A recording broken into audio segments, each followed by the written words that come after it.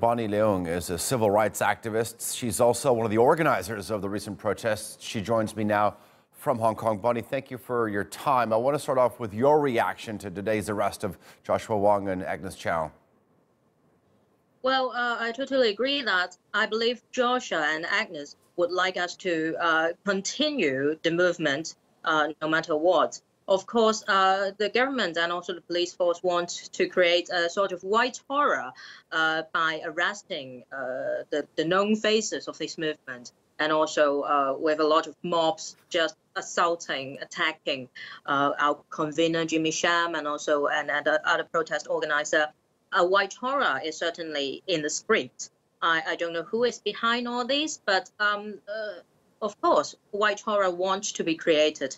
But even though we're frightened, even though we're worried about our own safety, but this movement is much more important than our own personal safety. So we're frightened, but we're not frightened away from the movement or frightened away from the streets. Okay. What we need to do is to Many of the protest leaders have said that they expected more arrests to be made in the coming days.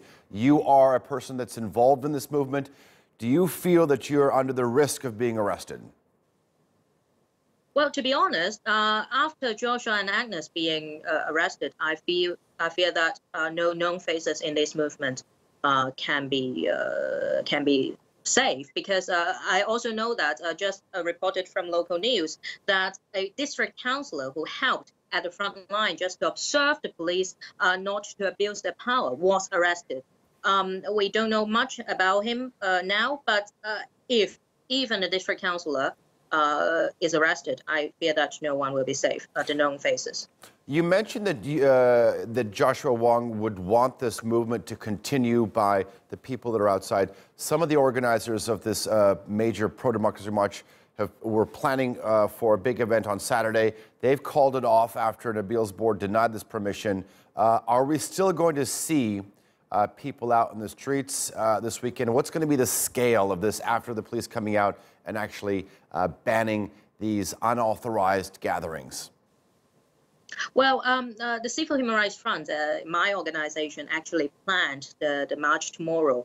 And I myself is one of the applicants of this march. And why we canceled it is because when it's unauthorized, we cannot ensure that all the participants can be safe. They could be dispersed or they could be arrested if they come out. So I think it's only reasonable that we cancel it. But what I must stress is the police, during the appeal, they mentioned that they actually would still carry on to give permits for marches.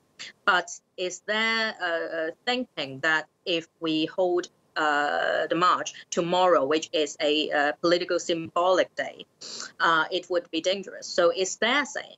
So we can expect that in the future, if they really mean what they say, that they will keep on permitting marches.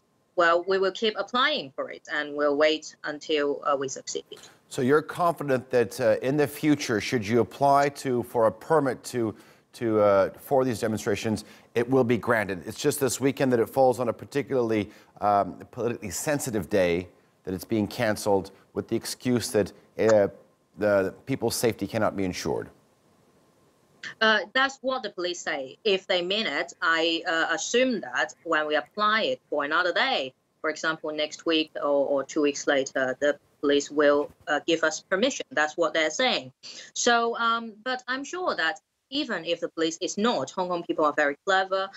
We can protest in many ways, not only can we protest in the streets, but in other ways. For example, there will be an election later this year, and also I'm sure there will be a strike later, for example, in the beginning of September. So there will be a lot of types of protest to be carrying on.